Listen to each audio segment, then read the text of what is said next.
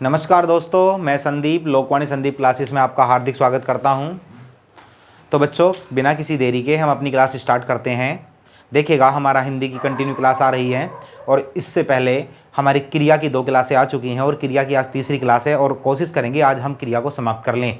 उसके बाद हमारे जो हैं वो अविकारी शब्द चलेंगे और अविकारी में हमारा चलेगा क्रिया विशेषण। तो बच्चों, आज देखिएगा हम बात करते हैं, हमने क्रिया में क्या क्या टॉपिक करा दिए। हमने बताया था कि जो प्रयोग के आधार पर या रचना के आधार पर कितनी क्रिया थी, 10। तो बच्चा, एक हमारी मूल क्रिया हो चुकी, सामान्य क्रिया, साधारण क्रिया, पूर्वकालिक क्रिया, संयुक्त क्रिया और प्रेरणार्थक क्रिया। तो बच्चों, कितनी क्रिया हो चुकी, हमारी 6 प्रकार की क्रिया हो चुकी।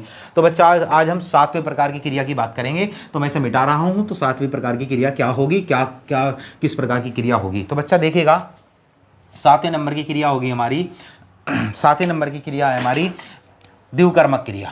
तो बच्चा, कौन सी है? द्विकर्मक क्रिया। तो बच्चा, द्विकर्मक क्रिया की परिभाषा क्या बनेगी? देखिएगा इसकी परिभाषा क्या बनती है, क्या है, किस प्रकार से तुम पहचान कर सकते हो इसकी। देखिएगा, वाक्य में 2 कर्ता दिए होंगे, कर्ता दिए होंगे और क्रिया दोनों कर्ता के मध्य होगी। क्रिया दोनों कर्ता के मध्य संपन्न होगी। तो बच्चा, जो क्रिया है उसमें क्या कर रहे होंगे, जो दोनों कर्ता है वो कहीं ना कहीं पार्टिसिपेट कर रहे होंगे। अर्थात दोनों जो क्रिया है वो कहीं ना कहीं पहले कर्ता और दूसरे कर्ता दोनों का उसमें कहीं ना कहीं इंक्लूड होगा, यानी कि वे दोनों उसमें शामिल हो रहे होंगे। तो इस प्रकार के जो हमारे वाक्य होंगे वो द्विकर्मक क्रिया होंगे। तो बच्चा, द्विकर्मक क्रिया में तुम्हें समझ में आया होगा कि द्विकर्मक क्रिया क्या है, कि इसमें 2 कर्ता होंगे और दोनों कर्ता क्रिया में कुछ ना कुछ अपना योगदान दे रहे होंगे या कुछ ना कुछ उसमें एंटर हो रहे होंगे या उसमें पार्टिसिपेट हो रहे होंगे। तो बच्चा, इस प्रकार के जो वाक्य आएंगे तो वो क्या होंगे, वो हमारे द्विकर्मक क्रिया के होंगे। तो बच्चा, मैं इस प्रकार के कुछ एग्जाम्पल की बात करता हूं। देखिएगा बच्चा, एग्जाम्पल, माताजी ने बच्चों को लड्डू दिए।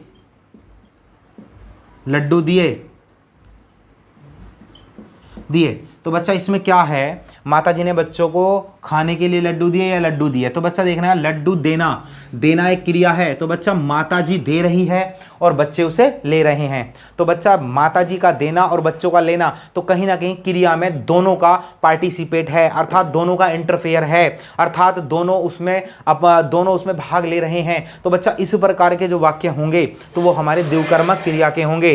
तो बच्चा, मैं आगे बात करता हूं। रमेश ने सुरेश को 100 रुपए दिए। रमेश ने सुरेश को 100 रुपये दिए। तो बच्चा, इसमें क्या रहा है, रमेश ने देने का काम करा और सुरेश ने लेने का। तो जो इसमें क्रिया हो रही है वो दोनों कर्ताओं के मध्य हो रही है। तो इस प्रकार के वाक्य हमारे द्विकर्मक क्रिया के होंगे। तो बच्चा, और मैं बताता हूं, देखिएगा, मैं आपको हिंदी पढ़ाता हूं।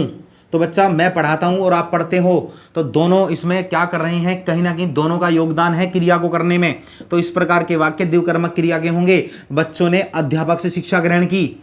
बच्चों ने अध्यापक से शिक्षा ग्रहण की। तो बच्चा, इस प्रकार का वाक्य भी हमारा द्विकर्मक क्रिया का होगा, क्योंकि बच्चे ग्रहण कर रहे हैं, अध्यापक शिक्षा दे रहा है। तो क्रिया को संपन्न करने में दोनों का योगदान है। तो इस प्रकार के वाक्य हमारे कौन से होंगे, द्विकर्मक क्रिया के होंगे। तो बच्चा, तुम ये समझ सकते हो कि द्विकर्मक क्रिया क्या है, जिसमें 2 कर्ता होंगे और दोनों के कर्ताओं के द्वारा क्रिया में संपन्न करने में योगदान होगा। तो ऐसे वाक्य हमारे क्या कहलाएंगे, द्विकर्मक क्रिया के वाक्य कहलाएंगे। तो बच्चा, मैं आगे तुम्हें एक नोट करके लिखवा देता हूं, नोट करके देखिए, नोट करके, इच्छावाचक वाक्य। बच्चा, इच्छावाचक वाक्य संयुक्त क्रिया के होते हैं। बच्चा, किस प्रकार के वाक्य, मैं तुम्हें एक एग्जांपल बता देता हूं। देखिएगा एग्जांपल, चलो चलो कुछ खाया पिया जाए, खाया पिया जाए, या कुछ खाया जाए, कुछ खाया जाए। तो बच्चा जहां पे अपनी इच्छा व्यक्त की जाती है, जहां पे इच्छा व्यक्त की जाती है, चलो चलो आज कुछ ले लिया जाए, आशा करता हूं मुझे आज कुछ मिल जाए, जहां पे किसी की इच्छा व्यक्त होगी तो बच्चा वे हमारे क्या हो जाएंगे, संयुक्त, जो संयुक्त क्रिया है जो हमने पढ़ाई थी तुम्हें संयुक्त क्रिया, उसके वाक्य हो जाएंगे। यदि संयुक्त क्रिया देखनी है तो तुम इससे हमारी पिछली क्लास जो हमारी फर्स्ट क्लास थी क्रिया की, उसमें तुम देख सकते हो, तुम्हें संयुक्त क्रिया क्लियर हो जाएगी। तो बच्चा मैं नेक्स्ट की बात करता हूं, नाम धातु क्रिया। देखिएगा 8वें नंबर की नाम धातु क्रिया,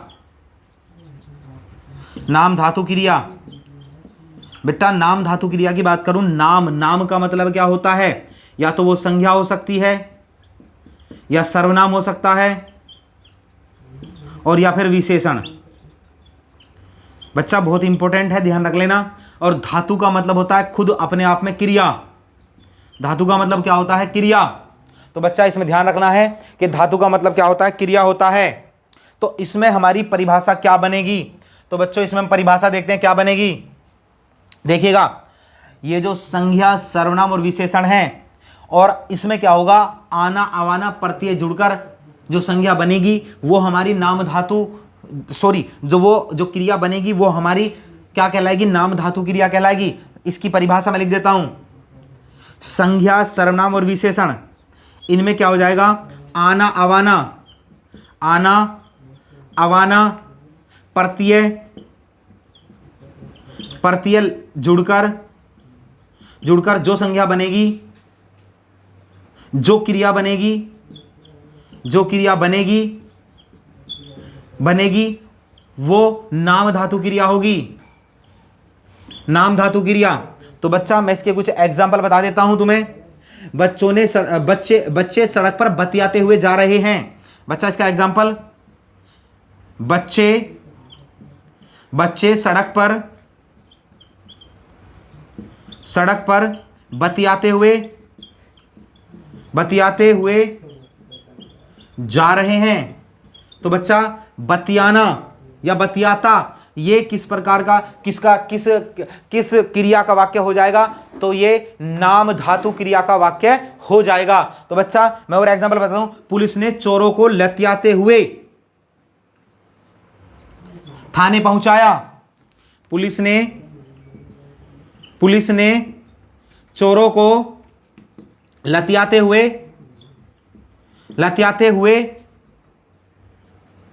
थाने पहुंचाया। तो बच्चा इस प्रकार का वाक्य जो होगा वो हमारा नाम धातु क्रिया में होगा। तो बच्चा एक और एग्जांपल बताता हूं, मेहमानों के लिए चाय गरमाओ, मेहमानों के लिए चाय गरमाओ, गरमाना। तो जो गरमाना शब्द है वो हमारा नाम धातु क्रिया में आ जाएगा। देखिएगा और एग्जांपल 4 नंबर का एग्जांपल, बच्चे अध्यापक से शर्माते हैं। तो बच्चा शर्माना ये भी हमारा नाम धातु क्रिया हो जाएगी, ये भी हमारी नाम धातु क्रिया हो जाएगी।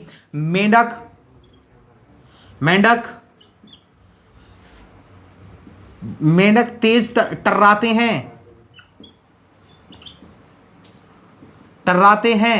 तो बच्चा टर्राना ये भी क्या हो जाएगा हमारा नाम धातु क्रिया। मक्खी भिनभिनाती है, मक्खी भिनाती है, भिनाना ये भी नाम धातु क्रिया। घोड़ा हिनहिनाता है, तो बच्चा ये भी नाम धातु क्रिया। तो मैं आशा करता हूं ये तुम्हें समझ में आया होगा। एक को लिख सकते हो तुम, राधा का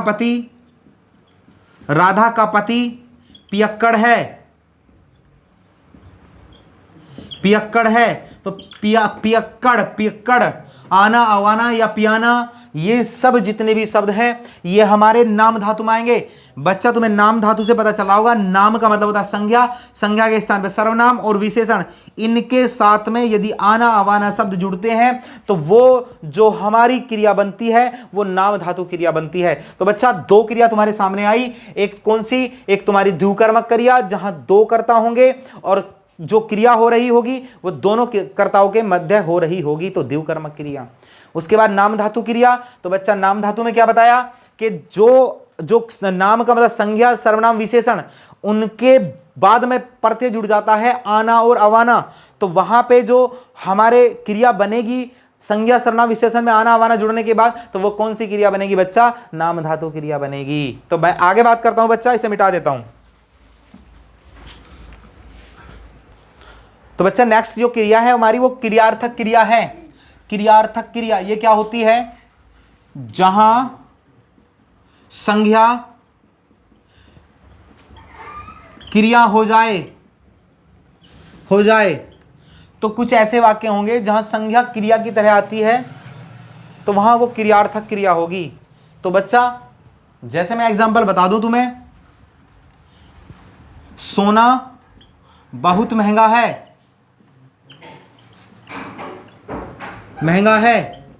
तो सोना बहुत महंगा है, तो बच्चा यहां सोना गोल्ड की बात चल रही है, तो ये किसका काम करेगा, संज्ञा का काम करेगा। एक दूसरा एग्जांपल बोलता हूं मैं, यहां सोना मना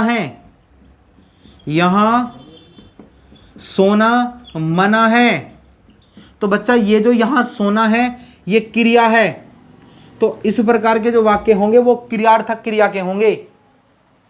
तो बच्चा इसकी कोई खास बात नहीं है, ये एग्जाम में मोस्टली नहीं पूछता।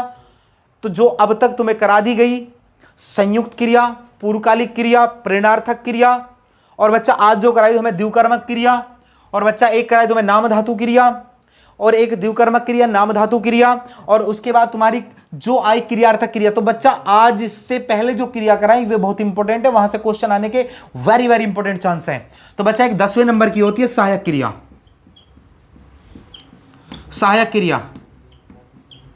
क्रिया बच्चा इसे कोई बताने की जरूरत नहीं, तुम्हें सबको पता है कि जो जब वाक्य समाप्त होता है तो उसके अंत में जो आती हैं वे सहायक क्रिया हैं। जैसे कि था थी थे,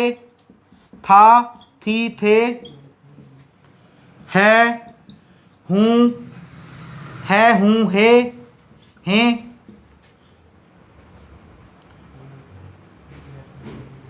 होगा होगी होंगे। तो बच्चा इस प्रकार की जो ये हेल्पिंग वर्ब है, इसे इंग्लिश में बोलते हैं हेल्पिंग वर्ब, ये तुम्हें पता होगा। तो बच्चा आज हमारी जो क्रिया है, क्रिया का सेशन यहीं पर समाप्त होता है। और बच्चा जो हम आगे बात करेंगे वो बात करेंगे अविकारी शब्दों की। तो बच्चा जो अविकारी शब्दों में पहला टॉपिक होगा वो हमारा होगा क्रिया विशेषण। तो मैं आशा करता हूं तुम्हें समझ में आई होगी क्लास। तो बच्चा हमारी क्लास को शेयर करना और सब्सक्राइब करना। थैंक यू, धन्यवाद, जय हिंद, जय भारत।